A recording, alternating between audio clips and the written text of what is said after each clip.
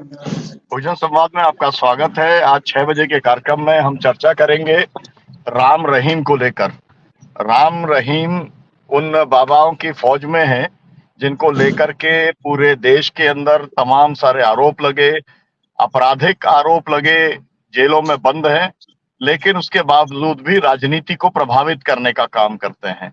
और मुझे लगता है कि सबसे ज्यादा पैरोल के ऊपर जिस व्यक्ति को का राजनीतिक इस्तेमाल हुआ होगा, उसमें जो एक प्रमुख नाम आएगा, वो राम रहीम का नाम आएगा।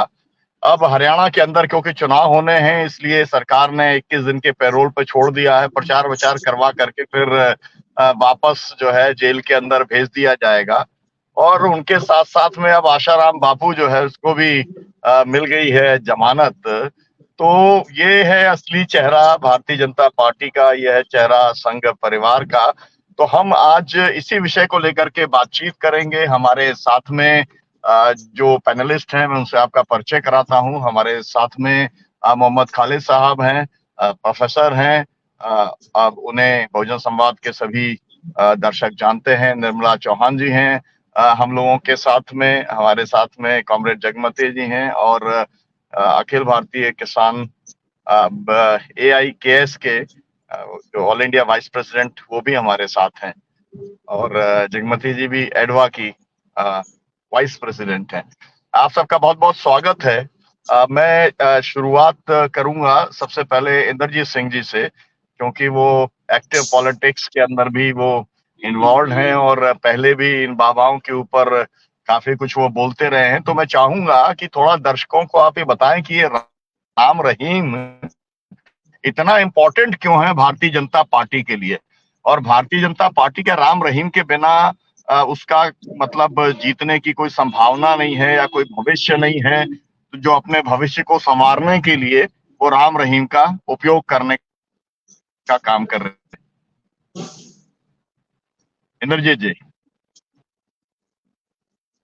सभी साथियों को बहुत बहुत नमस्कार। सबसे पहले तो मैं ये बात रख दूं कि ये बहुत ही एक चिंताजनक और अफसोस की बात है कि जिनको मतलब बाबा के नाम से जाना जाता है, मैं मतलब कोई बाबा कहने में ना बड़ी हिचक हो रही है मेरे को। उनको जो बलात्कारी और हत्यारा कोर्ट ने बाकायदा तौर पे घोषित करके कन्विक्शन की हुई है, उनको मतलब ना तो बाबा कहने को दिल करता, ना राम रहीम कहने को। गुरमीत है इनका नाम, और ज्यादा विस्तार में जाना ठीक नहीं, हालांकि बहुत पीछे तक की पृष्ठभूमि का हमें पता है।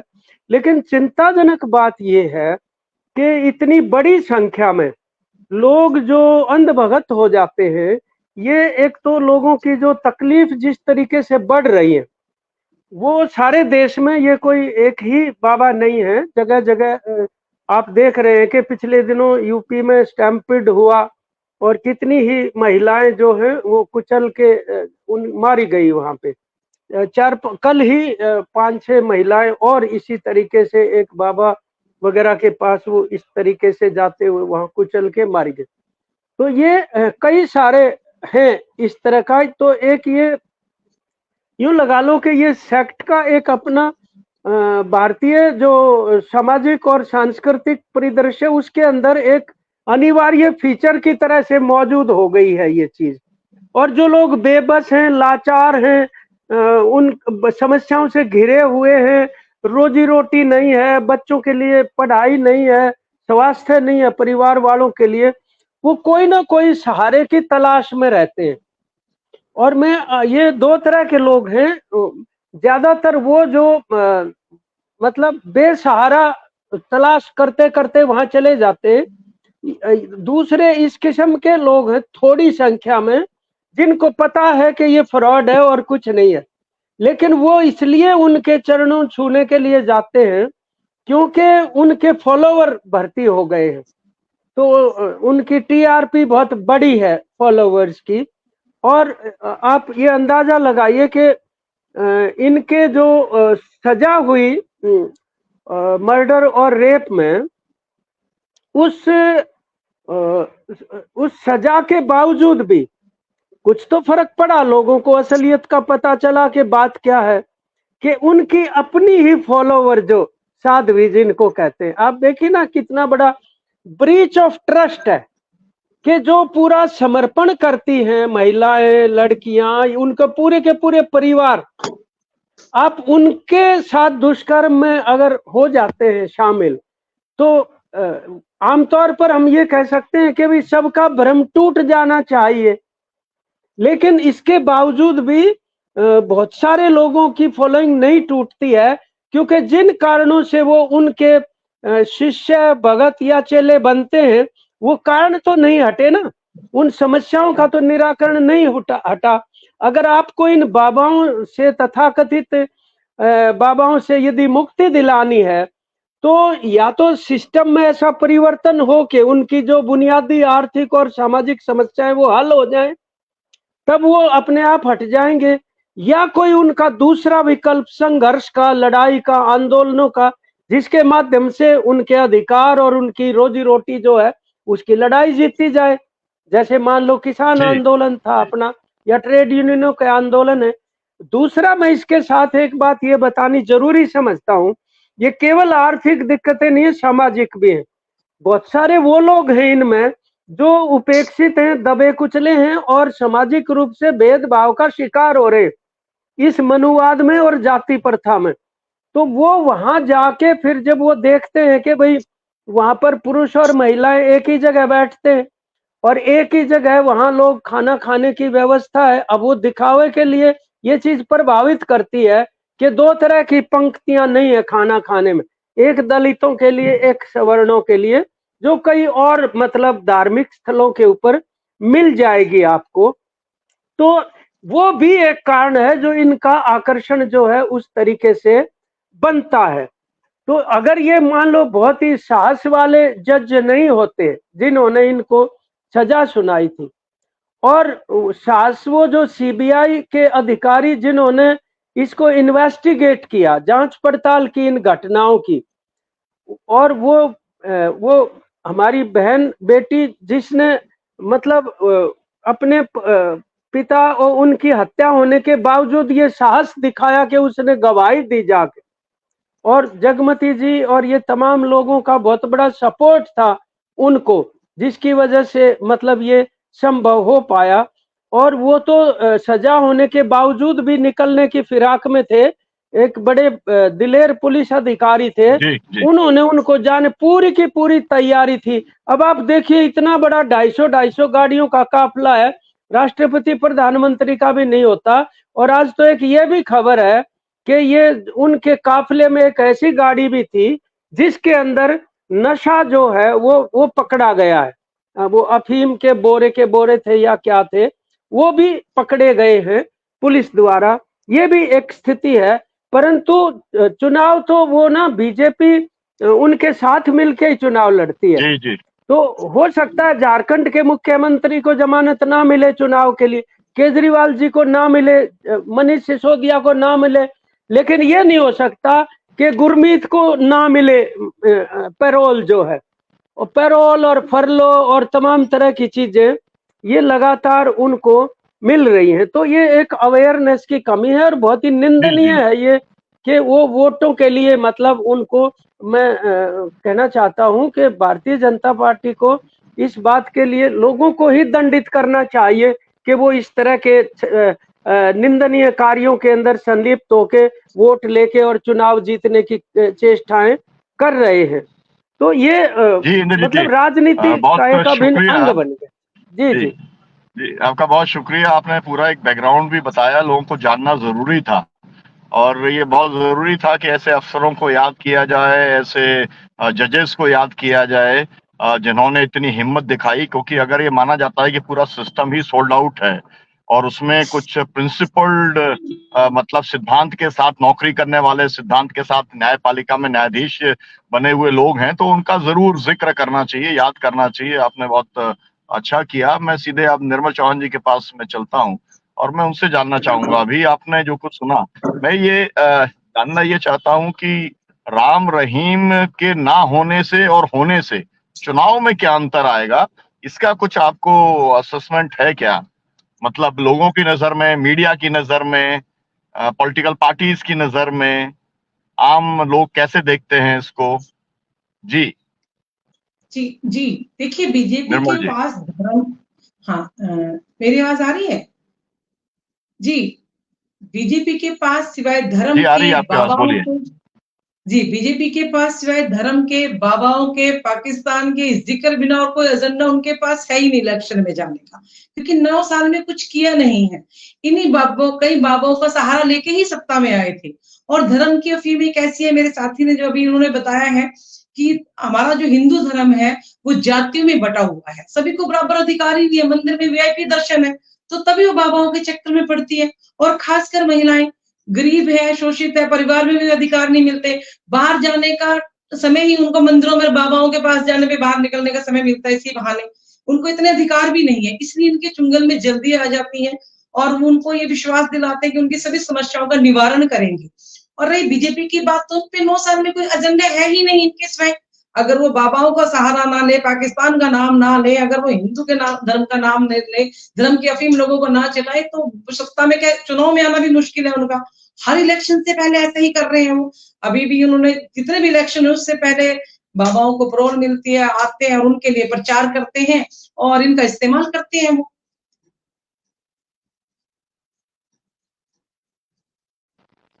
जी, जी। बहुत शुक्रिया, फिर हम आपके पास में आएँगे। मैं मोहम्मद खालिद साहब के पास में चलता हूँ और मैं उनसे जानना चाहूँगा, आपने 2 पैनलिस्ट की बात आपने सुनी, आप इसको कैसे एनालाइज़ करते हैं?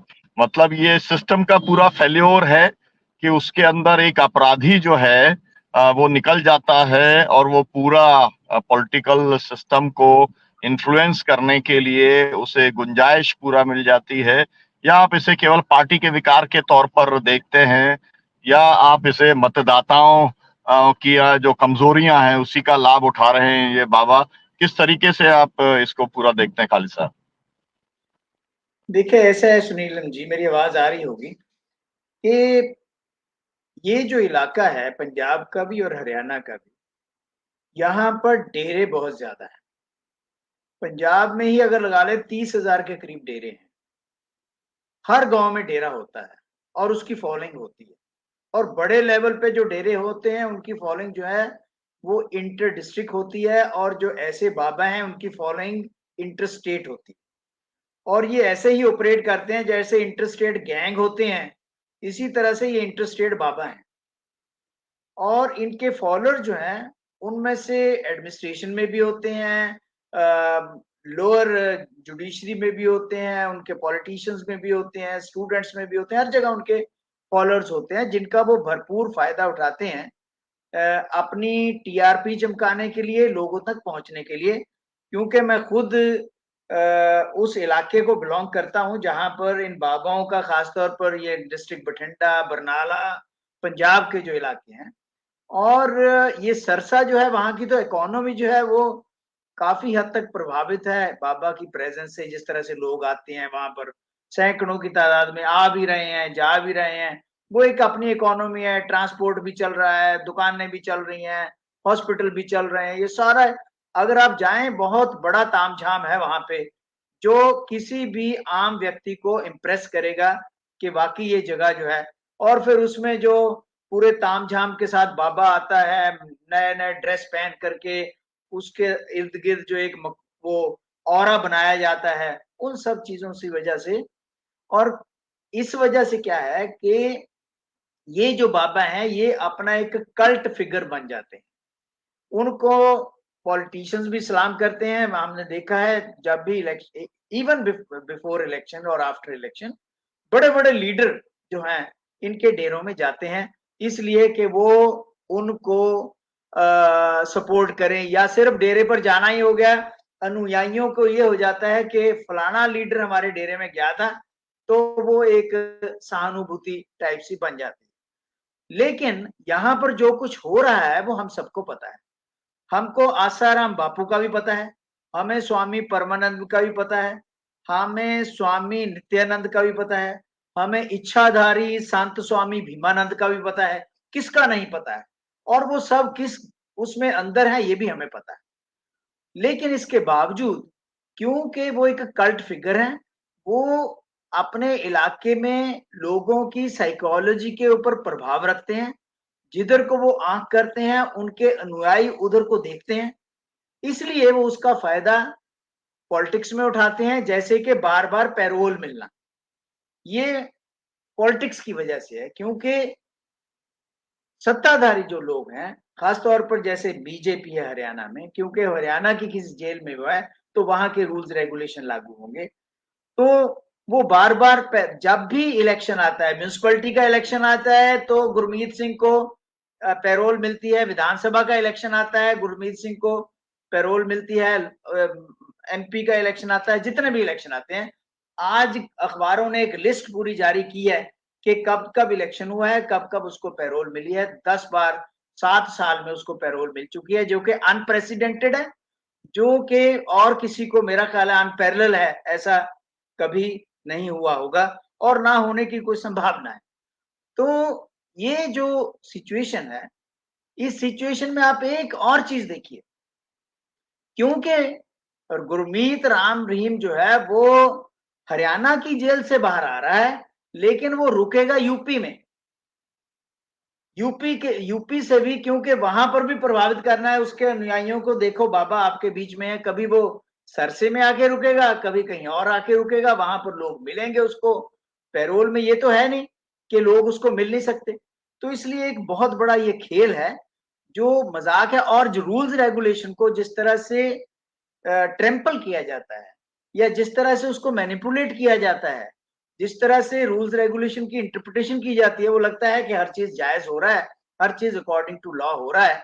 लेकिन हालांकि ये सब चीजें जो हैं बेसिकली हमारे कानून को, हमारे रूल्स रेगुलेशन को ठिंगा दिखाती हैं कि ये देखो हम ये कर रहे हैं, आप जो मर्जी करो, आप हाई जी कोर्ट जी में जाओ, आप सुप्रीम कोर्ट में जाओ। जी बहुत शुक्रिया। इस बीच में हमारे साथ अरुण कुमार त्रिपाठी जुड़ चुके हैं, कई अखबारों के संपादक रहे हैं, प्रोफेसर रहे हैं महात्मा गांधी विश्वविद्यालय के अंदर और लेखक हैं, समाजवादी चिंतक हैं। मैं ये उनसे जानना चाहूंगा कि असल में ये बीमारी कहाँ पर है? बीमारी भक्तों की है जिसको पार्टी एक्सप्लॉइट कर रही है, या ये पार्टी की बीमारी है कि पार्टी जो है ऐसे बाबाओं के ऊपर डिपेंडेंट है, या ये पूरा इलेक्टोरल सिस्टम ही इस तरीके का है जिसमें ये सब फर्जी बातें चल जाती हैं और इश्यूज जो है वो कभी जो महत्व पाना चाहिए, है ना, रोटी कपड़ा मकान शिक्षा स्वास्थ्य बिजली सड़क स्कूल अस्पताल, उसको कोई वो मिल ही नहीं पाता, मतलब जो इम्पोर्टेंस मिलना चाहिए। तो प्रोफेसर अरुण त्रिपाठी जी, आप क्या कहेंगे? हाँ डॉक्टर साहब, आवाज जा रही है? आवाज जा रही है? बढ़िया। हाँ जी हाँ, बिल्कुल। कई बार दिक्कत होती है। हमारे एक मित्र हैं जो एक विश्वविद्यालय में पॉलिटिकल साइंस के एचओडी रहे हैं, हेड ऑफ डिपार्टमेंट। तो वो थोड़ा सरकास्टिक तरीके से एक बात कहते हैं, और वो बात बहुत सही लगती है इस संदर्भ में कि जो राजनीति शास्त्र है वो दरअसल अपराध शास्त्र की ही एक शाखा है। वो अपराध शास्त्र से अलग नहीं है राजनीति शास्त्र। कुछ गिने चुने लोग उसमें नैतिकता की, मूल्यों की, सिद्धांतों की, दर्शन की बात करते हैं, हमारे आप जैसे कुछ सिरफिरे होंगे, वरना ज्यादातर लोग उसे क्रिमिनल तरीके से ही पैसा उगाही, किसी को दबा देना, किसी को सता देना, कुल मिला के यही मामला है। और मैं आपको एक दिलचस्प बात बताऊं कि मैं जो है वो रस्किन की किताब अनटू दिस लास्ट पढ़ रहा था। उसमें भी लिखा है कि पैसे का सारा मतलब या पॉलिटिकल इकोनॉमी का सारा मतलब यह है आप किसी पे कितना प्रभाव रखते हैं, कितना दबाव रखते हैं, कितना दबदबा रखते हैं। तो अब ये तो जो बाबा राम रहीम का मामला है, संजोग से जिस पत्रकार की हत्या हुई थी रामचंद्र छत्रपति की, वो हमारे संवाददाता थे जब मैं हिंदुस्तान अखबार में जो है वो स्टेट एडिटर था, तमाम जो संवाददाता थे। तो वो मेरे पास आए, उन्होंने कहा कि मैं त्रिपाठी जी मार दिया जाऊंगा कभी भी, वो पूरा सच उनका अखबार निकलता था। उन्होंने कहा कि मैंने ऐसे ऐसे लिखा है और मैं कभी मार दिया जाऊंगा। तो मैंने कहा नहीं भाई, आप बताइए, हम लोगों लायक जो करना हो करेंगे। तो एक दिन खबर आई कि वो मार दिए गए। बाद में जब उनकी हत्या हो गई तो हम लोग बहुत चकित हुए, खबर छपी, जो भी सारा विवाद हुआ। उनका बेटा फिर आया, बोला कि मैं संवाददाता बनना चाहता हूं। तो मैंने कहा कि भैया तुम्हारे पिताजी अभी मार दिए गए हैं, तुम भी संवाददाता बनना चाहते हो, तुम्हारे साथ कुछ न हो जाए। बोला नहीं आप बना दीजिए, जो करना होगा देख लेंगे। तो इस तरह के लोग भी हैं जो इन शक्तियों के विरुद्ध जो है डटे रहते हैं। अभी खालिद साहब कह रहे थे तमाम अखबारों ने पूरा डिटेल में छापा भी है, वो सारी बातें हैं जो है, और मीडिया और जुडिशियरी करेज जुटा करके तमाम कुछ वकील सामाजिक कार्यकर्ता इससे फाइट करते हैं। लेकिन हमारे ही विश्वविद्यालय, अंबेडकर विश्वविद्यालय जो दिल्ली है, उसके एक प्रोफेसर हैं संतोष कुमार सिंह, उन्होंने डिटेल में डेरा पर काम किया है, और पंजाब और हरियाणा के जो डेरे हैं उन पर उन्होंने इकोनॉमिक एंड पॉलिटिकल वीकली में कई किस्तों में लेख भी लिखा था। डेरों का एक जो है वो सामाजिक आधार है, और इस बात से हम इनकार नहीं कर सकते। ये जो उनको राजनीतिक उनकी जो है वो युति बनती है या राजनीतिक साठ गांठ होती है, इसके पीछे उनका जो सोशल बेस है, वो सोशल बेस इंपॉर्टेंट है। वो सिरसा के पास भी सोशल बेस है, या वो अभी जो है वो एक तरह से जो है वो उत्तर प्रदेश में हाथरस जिले में जो कांड हुआ सिकंदरा राव में, उसके पीछे भी एक सोशल बेस है। और उत्तर प्रदेश में तो 100 से ज्यादा लोग कुचल के मर गए, और उसमें जो है उस बाबा पर नामजद कोई FIR नहीं हुआ, उसके छोटे छोटे मैनेजरों वगैरह पर हुआ जो है। जो सरकार अपने आप को अपराधियों से लगातार लड़ते रहने पर, बुलडोजर चलाने पर तमाम तरह के दावा करती है, वो ऐसे अपराधी के आगे खामोश हो गई, चुप हो गई। और चूंकि कोर्ट बेस का मामला है, तो ये डेरे, तमाम डेरे ऐसे हैं जो कि एक लोगों में अपने आपराधिक कर्म को छुपाते भी हैं, और इसके साथ साथ वो कुछ न कुछ जो है वो सोशल सर्विस का काम भी करते रहते हैं। जैसे कि वो नशे वगैरह, नौजवान लोग हैं जो नशे की चपेट में हैं, उनको नशे से बचाने का कुछ थोड़ा बहुत ढोंग नाटक कर दिए, कहीं बिना दहेज की शादी करा दिए, कहीं और भी काम धाम कर दिए, तो उनका एक जनाधार तैयार होता है। और बड़ी मुश्किल ये है कि जो हमारा जो इलीट है, उसका जो समाज का जो डाउन ट्रॉडन क्लास है, उससे कोई वास्ता नहीं। वो अपने भाषण दिया, लेख लिखा और आया चला गया। जो लोग काम करते हैं, ये मुश्किलें, जो सोशल एक्टिविस्ट है, इनको भी ये मुश्किलें पेश आती हैं कि वो ठीक है, सोशल एक्टिविज्म अपनी जगह है, वो उनसे मिल लेंगे, उनके साथ कभी जुलूस में चले जाएंगे, धरने में चले जाएंगे, लेकिन उनका जो फेथ है, उनका जो डीप गहरा जुड़ाव और लगाव है, वो किसी बाबा के साथ, किसी डेरे के साथ होता है, क्योंकि वहां उनको बहुत सारी समस्याओं का समाधान मिलता है। और बहुत जबरदस्त किताब भी है मीरानंदा की, द गॉड मार्केट, और ये लिबरलाइजेशन की जो इकोनॉमी है उसके भीतर जो है वो गॉड मार्केट बहुत तेजी से क्रिएट हुआ है। ये तमाम बाबाओं की अपनी दुकानें, बाबाओं के अपने जो है वो डेरे, वहां लोगों का आना जाना, एक तरह का टूरिज्म है, एक तरह के कपड़े, प्रसाद और चूरन और बहुत सारे आयोजन और बहुत सारा मनोरंजन, संगीत और कैसेट और बहुत सारी चीजें उनके मैसेंजर ऑफ गॉड करके राम रहीम की फिल्म भी आई थी, जिस फिल्म को उन्होंने खुद डायरेक्ट किया था, और उस फिल्म पर जो है वो पाबंदी लगने की बात थी, और पाबंदी नहीं लगी, उन्होंने उसको ट्रिब्यूनल से मंजूर करा लिया। जो सेंसर बोर्ड था वो उस पर पाबंदी लगाने की बात कर रहा था, लेकिन वो गए ट्रिब्यूनल से, उन्होंने मंजूर करा लिया। ये बात अलग है कि तमाम जगहों पर उसमें तमाम राज्यों ने पाबंदियां लगाई। तो ये बहुत इन्फ्लुएंशियल क्लास है, और पॉलिटिक्स को इस तरह के इन्फ्लुएंशियल जो क्रिमिनल्स हैं, जिनका सोशल इन्फ्लुएंस है, उनकी जरूरत रहती है।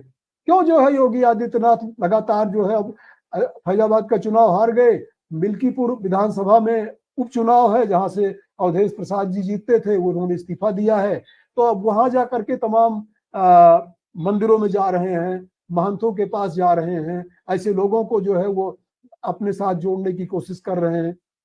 और मैं संजोग से अयोध्या का रहने वाला हूं, उसकी खबरें नहीं छपती, लेकिन हमारे एक मित्र ने वायर में बहुत अच्छी रिपोर्ट लिखी थी। उनका नाम है जो है अपना कृष्ण प्रताप सिंह। उनकी रिपोर्ट थी कि चरण दाब चेला बने, गटई दाब महंत।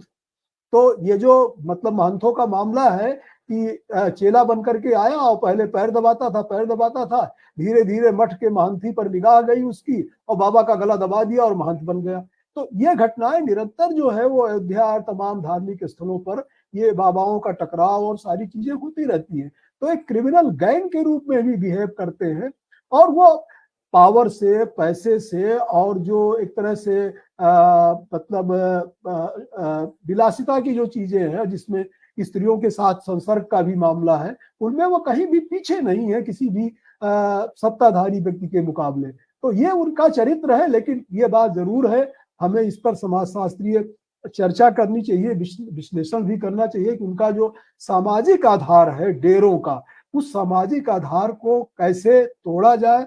मुश्किल सबसे बड़ी ये हुई है, एक बात कहकर अपनी बात पूरी करूंगा एक लाइन में। मैं चूंकि अंबेडकर गांधी दोनों को पिछले 35 सालों से पढ़ रहा हूं और जो भी कुछ सामने आता है उसको पढ़ डालता हूं। अंबेडकर की काफी राइटिंग चीजों को मैंने पढ़ा है, गांधी को भी। अंबेडकर एक बात कहते थे कि जो है वो सामाजिक दायरे में काम करना ज्यादा कठिन है राजनीतिक दायरे के मुकाबले। और कांग्रेस के तो अधिवेशनों में पहले जो है 2 शिविर होते थे, एक सामाजिक शिविर, एक राजनीतिक शिविर। वो सामाजिक शिविर बंद हो गया, तिलक के लोगों ने उस सामाजिक शिविर का बहुत कठोर विरोध करके बंद करा दिया।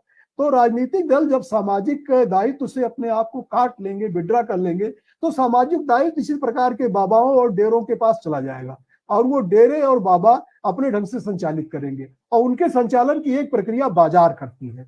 बाजार में जो गार्ड मार्केट का मामला है, वो पूरी दुनिया में गार्ड मार्केट लिबरलाइजेशन के दौरान बना है। अब उस गार्ड मार्केट को बाजार नहीं तोड़ना चाहता। बाबा रामदेव का भी अपना बाजार है और बाबा रामदेव की जो है वो जो बाबा रामदेव पर जो किताब है जो है वो द गॉड टाइकून, उस गॉड टाइकून में उनके अपने काले कारनामों का वर्णन है। वो किताब प्रतिबंधित हो चुकी है। संजोग से वो किताब मैंने तब खरीद ली थी जब प्रतिबंधित नहीं थी, तो उस किताब को पढ़ा गया। हम लोग तमाम चीजों से जानते हैं। तो ये जो गार्ड मार्केट है, इसके बारे में अगर कोई रिफॉर्म की बात हो, अगर कोई तरीके की बात हो, कोई मूवमेंट चले, तभी इसमें एक व्यापक सुधार हो सकता है। इंडिविजुअल केसेज में एक्शन होना चाहिए और इंडिविजुअल केसेज में जो है वो राजनीतिक दल या ब्यूरोक्रेसी या जुडिशरी अपने शक्ति बरत करके जुडिशरी को जितना करना था उसने किया, लेकिन सोशल बेस और पॉलिटिकल जो कोलिजन है वो अपने ढंग से उनका इस्तेमाल कर रही है और उसमें कोई सुधार वगैरह की गुंजाइश मुझे अभी तो नहीं दिखती। धन्यवाद जी, बहुत बहुत धन्यवाद। आप सारे साथियों ने विस्तार से चीजों को रखा। ये निर्मल जी की बात पूरी नहीं आ पाई थी। हम चाहेंगे कि निर्मल जी अपनी बात पूरी करें, उसके बाद फिर हम आते हैं सागमा जी के पास। निर्मल जी, निर्मल चौहान जी, अनम्यूट कर लीजिए। जी, मेरे साथियों ने देखिए पूरी बात विस्तार से बताई कि जब राजनीतिक दल अपना सामाजिक दायित्व नहीं निभाते, तब ऐसे बाबाओं का गिरोह समाज में पनपता है। और जाति में बटे हुए लोग और महिलाएं, हमारी ज्यादातर महिलाएं आस्था के चक्कर में इनके उसमें आती हैं, क्योंकि उनको वहां पे एक बराबरी का अधिकार मिलता है। जैसे मेरे साथी ने भी कहा कि वो सामाजिक कार्य करते हैं, उससे जोड़ते देते हैं लोगों को, कि विधवा विवाह भी करा रहे हैं, बच्चियों का भी करा रहे हैं। उनको लगता है कि वो हमसे जुड़े हुए हैं, हमारे साथ चल रहे हैं, लेकिन साथ साथ वो अपनी मार्केटिंग करते हैं। उन्हीं लोगों को अपनी मार्केट से जोड़ लेते हैं, उनके साथ मार्केटिंग करते हैं। और राजनीतिक दल, खासकर बीजेपी का तो एजेंडा ही यही है, क्योंकि उनके पास और कुछ करने को नहीं है, तो वो बाबाओं का सहारा लेकर ही, आप देखिए कौन सा बाबा नहीं है जिसने बीजेपी का प्रचार नहीं किया और जिसने इसके राज में अपने साम्राज्य को नहीं बढ़ाया। चाहे उसमें बाबा रामदेव हो, उन्होंने भी देखिए कहां से कहां तक पहुंचे, क्या कहकर झूठ बोलकर सारे आए, क्योंकि धर्म की जो अफीम है उसको वो सबको बहुत अच्छी लगती है और महिलाएं तो खासकर उनके चुंगल में फंस जाती हैं। और जब उनके साथ कुछ ऐसा हो भी जाता है तो सामाजिक मर्यादाओं के कारण अधिकतर महिलाएं उसकी बात भी नहीं कर पाती है, बता भी नहीं पाती है, और इनका जंजाल लगातार उन पर बढ़ता जाता है। कहीं ना कहीं देखिए राजनीतिक दलों की भी इसमें कमी है, जो सामाजिक कार्यों से वो दूर होते जा रहे हैं। और एक ये जिस तरह इनका फायदा उठा रहे हैं, लोग समझ ही नहीं पाते कि कैसे ये एक वोट बैंक हो गया है बाबा इस पार्टी के लिए।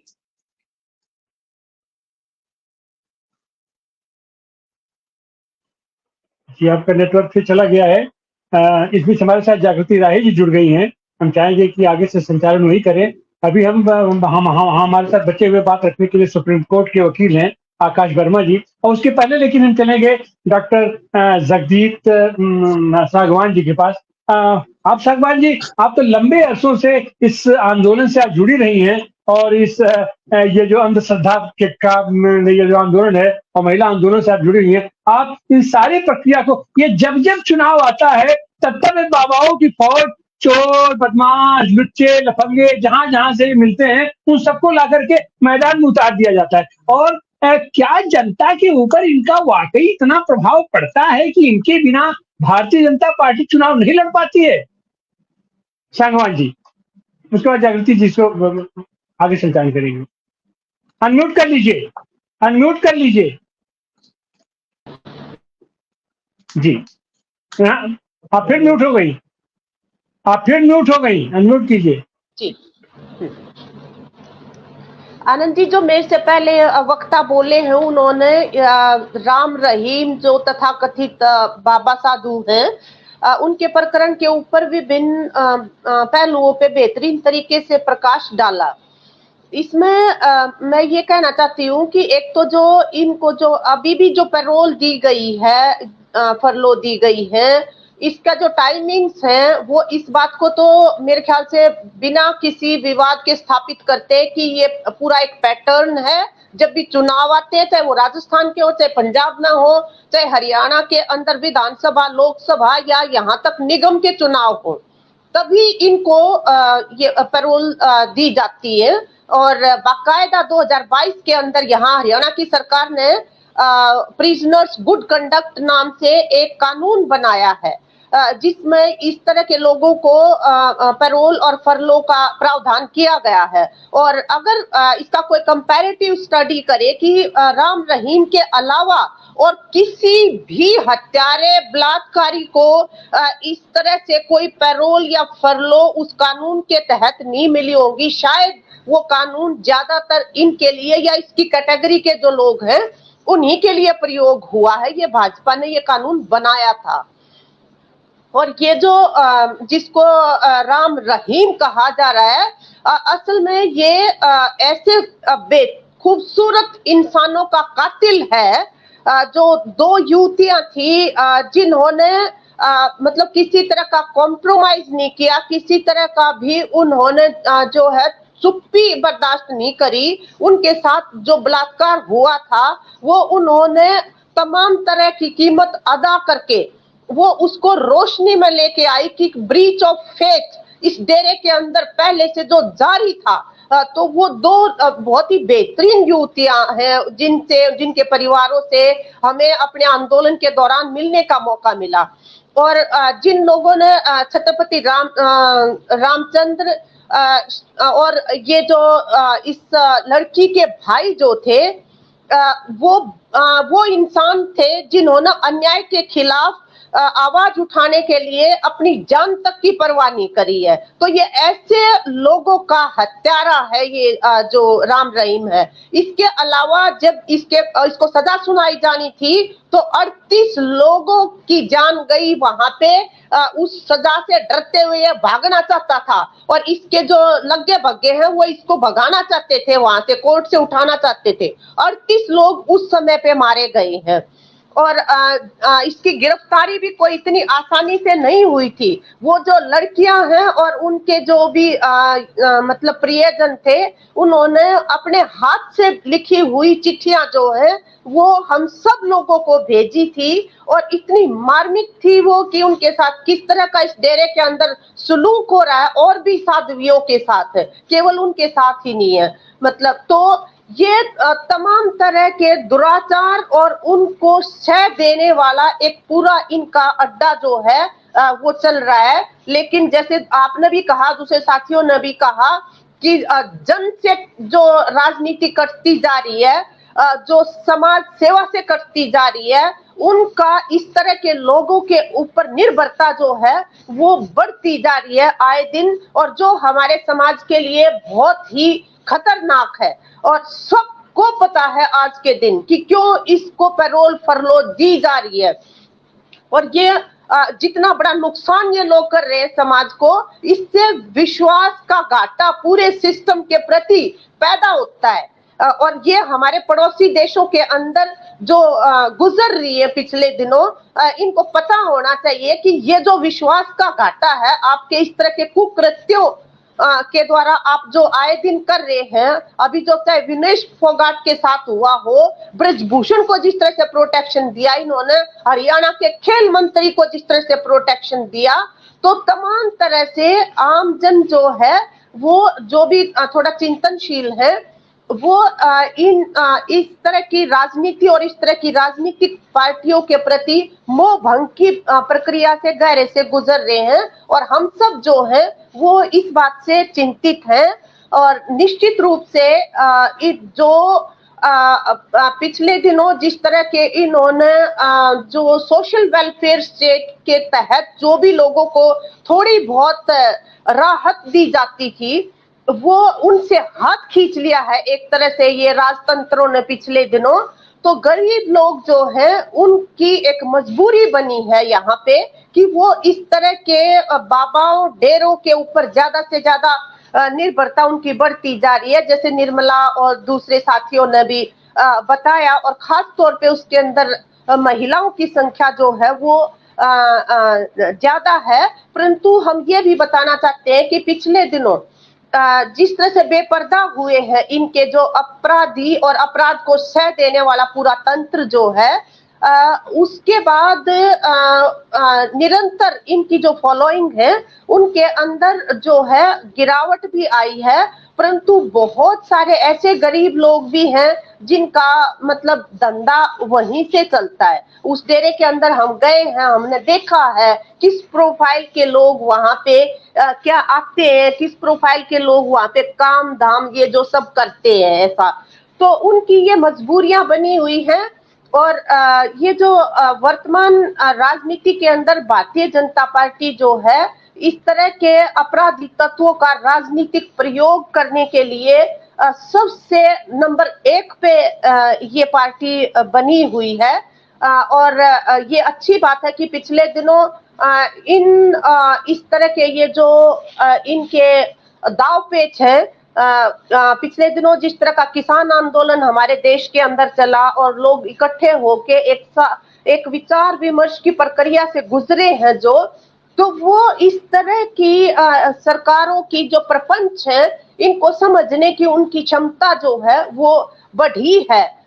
ये एक अच्छा संकेत है। और हमें लगता है कि आने वाले दिनों में हम लोगों को आम जनों के लिए जो आंदोलन, जो संघर्ष, जो संगठन है, उनको इस दिशा में काम करना पड़ेगा कि इस तरह के बाबाओं डेरों को एक्सपोज करते हुए ज्यादा से ज्यादा समाज से अलग थलग करें और जो गरीब लोगों की जरूरतें हैं जिंदगी की उनके लिए और भी किसान आंदोलन की तरह से जॉइंट इकट्ठे होके जहां से राहत मिल सके इन तबकों को, उस तरह के आंदोलनों को और ज्यादा बढ़ावा दे हम, तभी ये भाजपा और इस तरह के जो बाबे हैं उनके ऊपर अंकुश लगेगा। जी बहुत बहुत धन्यवाद। अब जागृति जी अपनी टिप्पणी के साथ इस चर्चा को आगे बढ़ाएंगे। आकाश वर्मा जी अभी बचे हुए हैं नहीं है पहले राउंड में अपनी टिप्पणी देने के लिए। जागृति राय जी अपनी टिप्पणी के साथ चर्चा को आगे बढ़ाइए। जी धन्यवाद आनंद जी। सभी पैनलिस्टों को नमस्कार। और जो बात उन्होंने जगमती जी ने कही वो उस लड़ाई से जुड़ी हुई है और निर्मल जी ने भी जो कही वो भी हरियाणा से है। मैं उनसे सहमति जताते हुए कहना चाहती हूँ कि ये जो स्पेस है जहाँ महिलाओं का पॉलिटिक्स से जुड़ाव होता है उसको ये बाबा लोग जो है अपने भक्ति में डूबी हुई, आस्था में डूबी हुई महिलाओं के लिए कवर कर लेते हैं। और जो पॉलिटिकल स्पेस महिलाओं के लिए बनना चाहिए जिसमें ऐसी महिलाएं जो जागमती जी हैं या निर्मल जी हैं, इस तरह की जो ग्रास रूट पे काम करने वाली और एक्टिविस्ट महिलाएं हैं, उनकी पॉलिटिक्स में स्थिति इन बाबाओं की उपस्थिति से कमजोर होती है। क्यों? और ये पॉलिटिक्स है बीजेपी की, क्योंकि बीजेपी को पसंद ही नहीं है कि पॉलिटिकल सीनरी में कहीं महिलाएं और प्रबुद्ध महिलाएं या जुझारू महिलाएं नजर आए। उनको कंगना रनौत अच्छी लगती है, उनको स्मृति ईरानी अच्छी लगती है, तो वो जो नेतृत्वकारी चयन करना है महिलाओं को, उनके चयन की सूची ही इसी किस्म की है जिसमें वो उनकी गूंगी गुड़िया होती है या उनके एजेंडे पे वो बिना अपने दिमाग को लगाए इस्तेमाल होती है। और इसलिए महिलाओं को मतलब अट्रैक्ट करने के लिए सबसे ज्यादा इन बाबाओं का इस्तेमाल होता है। और खास करके हमारे समाज का भी जो संगठन का जो स्वरूप है उसमें आप देखेंगे कि पहले ये ऊपर से नीचे तक चीजें जाती थी। जो धर्म का जो अपना ढांचा था उसमें जो लोग धर्माचार्य किस्म के होते थे वो एक कम्युनिटी खास से होते थे और वो होता था।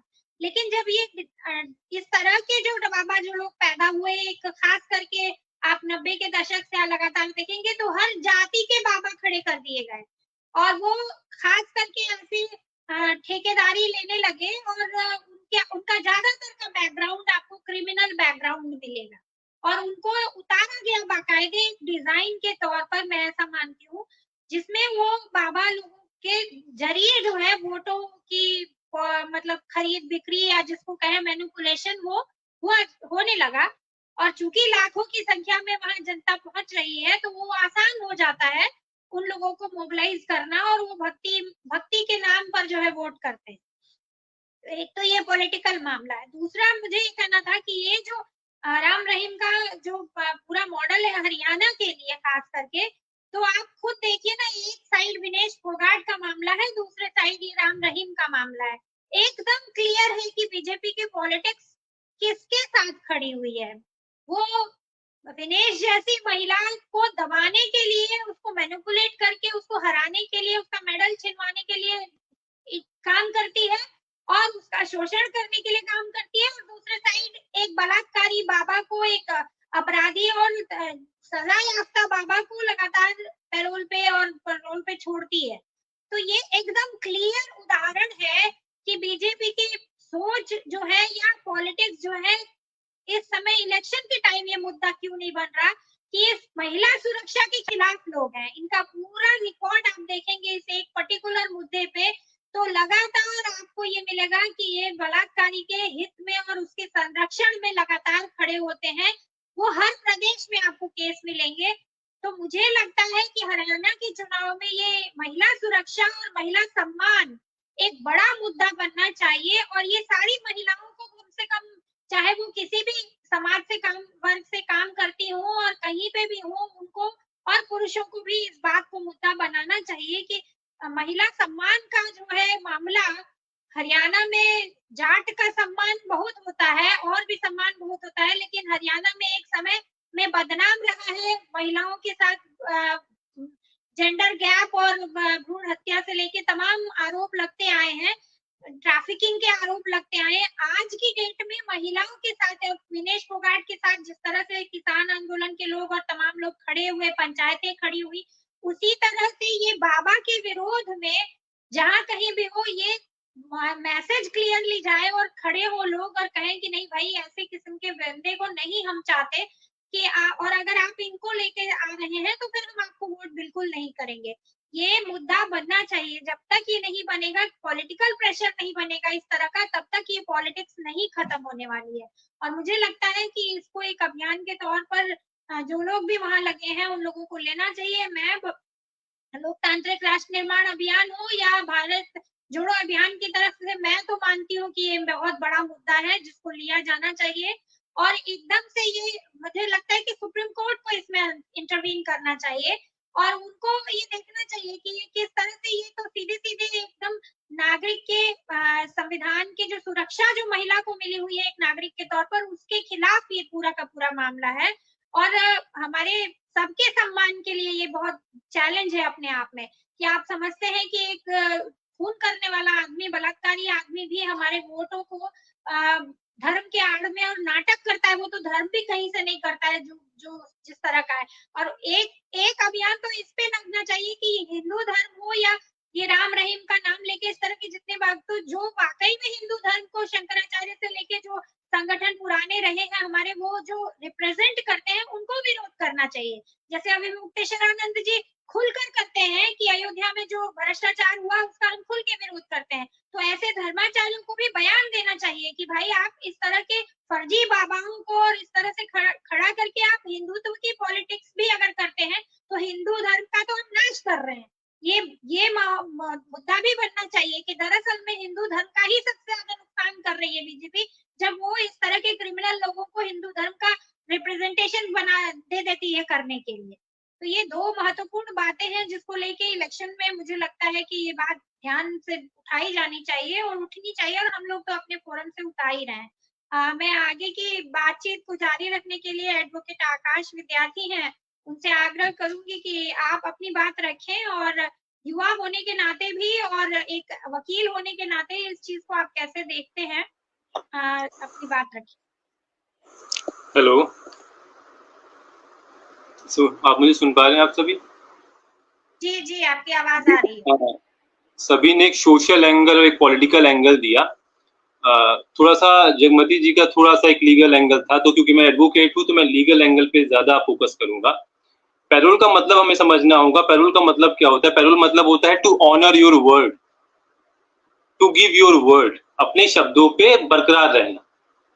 और जो अगर आप हिस्ट्री में जाएंगे कि पैरोल क्यों दिया जाता था, basically parole has been given to the prisoners, war prisoners, जो जंग में जो प्रिजनर्स होते थे उनको दिया जाता था, so that they can go to the family and return after the period of parole has been ended, तो वापिस आ सके।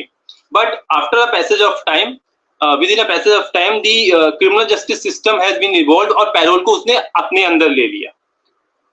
अब ऑब्जेक्टिव जो है पैरोल का वो हमें समझना होगा। जो ऑब्जेक्टिव होता है पैरोल का is to reform the person, किसी को बेहतर करना, because our criminal justice system और our Indian law is totally based upon the reformative theory, so that we can destigmatise the person, means the accused. यहाँ पे राम रहीम की मैं बात कर रहा हूँ, उसको डी स्टिग्मेटाइज करना, उसकी आइडेंटिटी को, so that he can live rehabilitate himself. लेकिन यहाँ पे ऐसा कोई केस नहीं है। इसने 2 लोगों का मर्डर किया है जिसमें इसको लाइफ इंप्रिजमेंट हुई है, इसने 2 लड़कियों के साथ बलात्कार किया है, ऐसा ऑफिशियल है। पता नहीं उसने क्या क्या किया होगा, लेकिन इसमें उसको 20 साल की सजा है। अब जो ग्राउंड्स है, किस ग्राउंड्स में उसको पैरोल मिल सकती है, वो ग्राउंड ये है कि अगर उसकी तबियत नहीं ठीक होती है या फिर उसके फैमिली मेंबर में से किसी की तबियत नहीं ठीक होती है, उसकी लाइफ या प्रॉपर्टी के साथ कोई प्रॉब्लम होती है या फिर उसकी थ्रेट होता है, उसके वाइफ अगर किसी बच्चे को बर्थ देती है तो मिल सकती है, उसकी माँ की, उसके फादर की, किसी की भी तबियत खराब होती है रिलेटेड टू द फैमिली, तभी पैरोल मिल सकता है। अदरवाइज पैरोल इन जनरल नहीं मिल सकता। और इसका केस, क्योंकि ये मर्डरर है, ये रेपिस्ट है, तो इस केस में भी इसको नहीं मिल सकता है, although it's totally depend upon the description of the court कि उसको देना है कि नहीं देना है। और जो पैरोल दिया जाता है वो स्टेट की अथॉरिटी होती है, स्टेट की जो होम मिनिस्ट्री होती है वो पैरोल की एप्लीकेशन तय करती है कि देना है कि नहीं देना है। हम जो इस केस में राम रहीम के केस में है, उनको पैरोल क्यों दिया गया किसी को पता है? उनको पैरोल दिया गया है उनके बर्थडे को सेलिब्रेट करने के लिए। तो ये है उनका आधार बेट। तो जब ये गुरुद्वारा कमेटी जो है, जब वो अपील करने जाती है पंजाब हरियाणा हाई कोर्ट में, उनसे पूछती है कि आपने क्यों पैरोल दिया, तो हाई कोर्ट स्टेट से सवाल करती है, राज्य सरकार से सवाल करती है, भाई तुमने पैरोल क्यों मांग रहे हो? जो अथॉरिटी उनसे बोल रहे क्यों पैरोल क्यों तुमने इनको ग्रांट किया है? तो वहां पे एफिडेविट आता है स्टेट अथॉरिटी का कि भाई इससे पहले भी 89 लोगों को पैरोल दी गई है सिमिलर केस में। तो जगमती जी को मैं एक बात पे करेक्ट करूंगा, इससे पहले 89 को दिया गया है। एफिडेविट में उन्होंने बोला है, स्टेट ने, पंजाब और हरियाणा हाईकोर्ट में स्टेट ने बोला है कि 89 लोगों को दिया गया है। 2 लोगों को नहीं दिया गया है, बिकॉज ऑफ वेरिफिकेशन प्रॉब्लम आई होगी, वो वापस पैरोल में आ नहीं पाएंगे। 2 लोग को नहीं दिया गया है। इसी को बेसिस बना करके उन्हें पैरोल दिया गया है। और जो गुड बिहेवियर वाला जो एक्ट है 2022 का, उसके बेसिस पे 70 दिन पैरोल दिए जा सकते हैं, एक साल में 70 दिन। और 21 दिन आपको ये जो दूसरा ऐसे शायद इसको क्या कहते हैं, फरलो दिया जाता है। तो 91 डेज किसी को दे सकते हैं लीगली। लेकिन जो लीगली तरीका है वो इलीगली तरीके से इन्होंने अडॉप्ट किया है।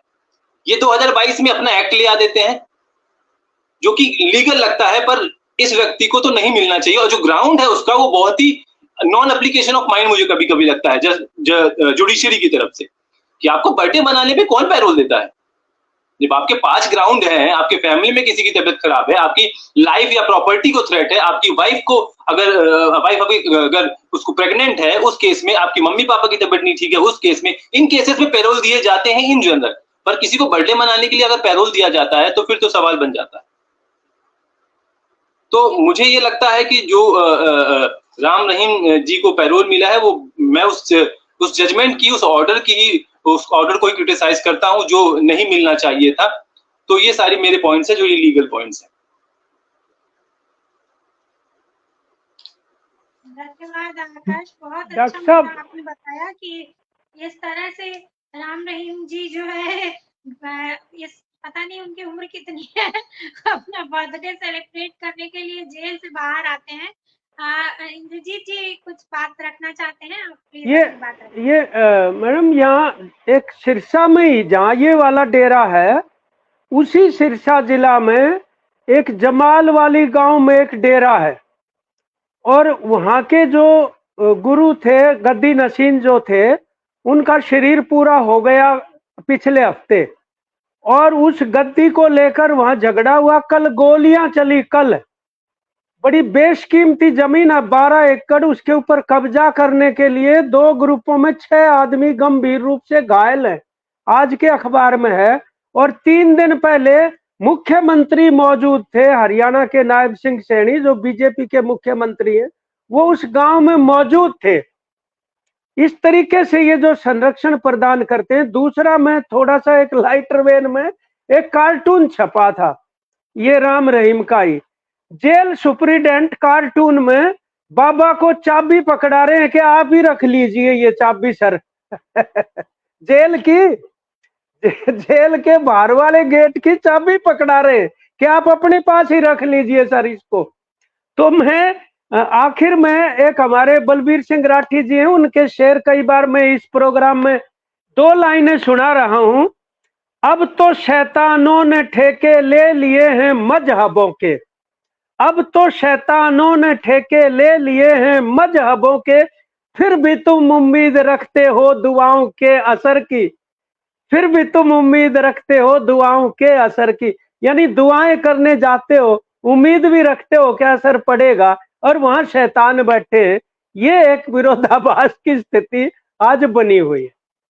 धन्यवाद। जी आपने बिल्कुल सही फरमाया इंद्रजीत जी। यहाँ बनारस में भी जो कबीर मठ के महंत जी हैं विवेक दास जी, उनको जेल में बंद कर दिया गया है बनारस में, जहाँ कबीर की जन्म स्थली है। वहाँ के महंत का ये हाल है कि उनको जेल में डाला गया, और झगड़ा खाली जमीनों का है। कबीर मठों की भी जो जमीनें हैं उस पे भी निगाहें हैं, उधर से खड़े किए गए हैं लोग। आर्य समाज के जो सेंटर्स हैं जितने पूरे देश भर में, उस पे भी वो लोग कब्जा कर रहे हैं। जितने इस तरह के धार्मिक केंद्र हैं, कभी किसी समय में बहुत वो सब लोगों से जुड़े रहे हैं, आज भी कहीं ना कहीं कनेक्टिविटी है।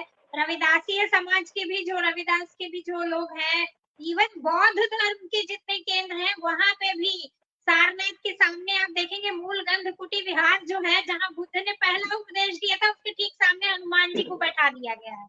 तो ये हर जगह डेलिबरेटली किया जा रहा है, और इस चीज को समझने की जरूरत है। आप देखिए ना, वक्फ बोर्ड की जमीन के लिए कितना निगाह है, उस पे कानून लेके आने की और उसमें घुसपैठ करने की कैसी कोशिश की गई। वो तो विपक्ष मजबूत है तो वो चला गया ठंडे बस्ते में, नहीं तो जिस तरह से घुसपैठ थी वो मदरसे और वक्फ बोर्ड, और उसको लेके एक नया वितंडा खड़ा होता हर जगह।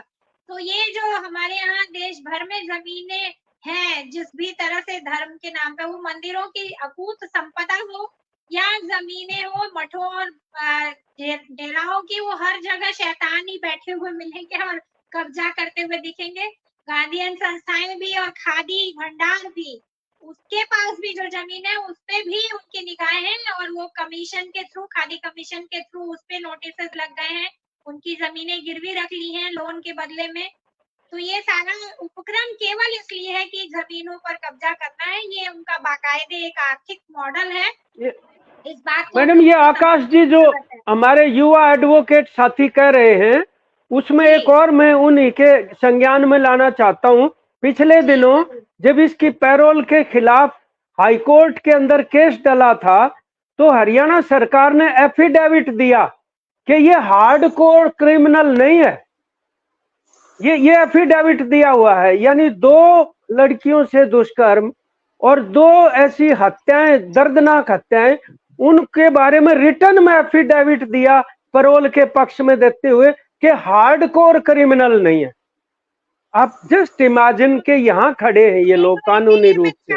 कि सुप्रीम कोर्ट को सोचना चाहिए कि जुडिशियरी का जी इकबाल कहाँ जा रहा है। गंगा में डूब जाने लायक हालत हो गई कि जब आपको स्टेट आपके डिसीजन को ऐसे चैलेंज कर रहा है आप एक बलात्कारी को, हत्यारे को सजा देते हो लाइफ प्रिजनमेंट की, और सरकार कहती है कि नहीं वो इतना बड़ा गंभीर नहीं है, इतना खतरनाक नहीं है, और बाहर आके उसको फूल माला भी पहनाई जाती है। मैं अंतिम टिप्पणी के लिए आनंद जी के पास जाऊंगी और इसके बाद हमारा कार्यक्रम समाप्त होगा। नहीं, बेहतर ये है कि हम अंतिम टिप्पणी डॉक्टर जगमीत सांगवान जी की लेते हैं कि इन स्थितियों में भी, और खास करके ये सरकार को क्या राजनीति का इतना दिवालियापन देश में हो गया है कि जनता के दिमाग को ये लोग इतना समझते हैं कि इनको ऐसे ही हार्डकोर क्रिमिनली इनको डील कर सकते हैं। और उसका कारण भी है, इनका खुद गृह मंत्री क्या है, कैसे है, तो जाहिर सी बात है कि उसी तरीके पर इनकी नजर जाएगी, ऐसे ही लोगों पर नजर जाएगी। आपकी अंतिम टिप्पणी जगदीप सांगवान जी। अनम्यूट कीजिए, अनम्यूट कीजिए, आप म्यूट हैं। हाँ हाँ आनंद जी, हाँ मैं ये कहना चाहती हूँ कि बीजेपी ने अभी अभी जो ताजा लोकसभा का चुनाव जीता है, उसके अंदर भी जिस तरह के हथकंडे अपनाए गए हैं, वो हथकंडे जो है अगर वो नहीं अपनाती, तमाम दूसरी राजनीतिक पार्टियों के खाते सील करना, लोगों के मतलब जुबानें सील करना, ये अनेकों तरीके के प्रपंच रच के उन्होंने जो है लोकसभा का चुनाव जीता है, जुगाड़ करी है जीत जो है। इसी तरह से यहाँ पे राज्य के स्तर पे वर्तमान जो रेजीम है भारतीय जनता पार्टी का, इसके खिलाफ बहुत गहरा आक्रोश है, क्योंकि जिस तरह से पूरी महंगाई, बेरोजगारी, नशाखोरी, महिला सम्मान की बात अभी जो साथी कह रहे थे, सुरक्षा और सम्मान की बात, सभी कुछ लोगों का जीवन के सरोकार जो है वो बिल्कुल दांव पे लगे हुए हैं।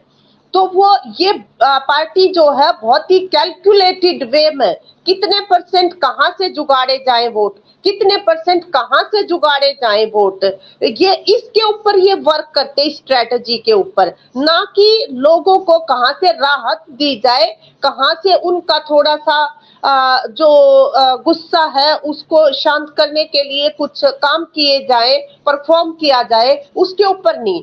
तो इसी कैलकुलेशन में ये जो राम रहीम फिनोमिना जो है, ये उनका एक मेजर एस्पेक्ट है। और पिछली दफा इनके जो मंत्री हैं चुनाव से पहले, वो वहां इसके ये जो कातिल हत्यारा, बहादुर लोगों का कातिल हत्यारा जो है, और डरा के जो लोगों को अपने पीछे लगाने वाला जो मतलब गिरा हुआ इंसान जो है, इसके चरणों में जाके हमारे राज्य के शिक्षा मंत्री जो हैं वो उनको प्रणाम करके आए, और 50 लाख रुपए जो स्टेट का एक्सचेकर था वो इसके डेरे को इनको दे के आए वो। तो ये ऐसा केवल यही नहीं है कि ये ऊपर से पैरोल, फरलो और ये सारा जो है, इसके अलावा भी इनके अंदर मतलब लेन देन जो है वो बहुत गहरे चलते रहते हैं। तो ये भारतीय जनता पार्टी जो है उसकी जो जन विरोधी नीतियां हैं, उसके प्रति एंटी इनकम्बेंसी जो आक्रोश है, उसको किस तरह से मुकाबला किया जाए, तो वोट जुगाड़ की राजनीति के तहत ये टाइमिंग्स इसकी पैरोल के जो है कि इसके माध्यम से भी कुछ परसेंट वोट को वो जरूर चाहते हैं कि जुगाड़ लिया जाए। और ये उनकी अब जो जैसी राजनीति करते हैं तो उसमें यही रास्ते उनके लिए विकल्प के रूप में बचते हैं। बस एक मैं एडवोकेट आकाश को ये पूछना चाह रही थी कि total span of his parole and furlough, ये इसको भी थोड़ा सा हमें कंपैरेटिव उसमें देखना चाहिए। अगर आप ये भी तथ्य कभी दूसरे टॉक में या इसमें दे सकते हैं तो बहुत अच्छा रहेगा आकाश। बिल्कुल मैम, बिल्कुल बिल्कुल। ये आवाज तो हमारा समय समाप्त हो चुका है। आप सारे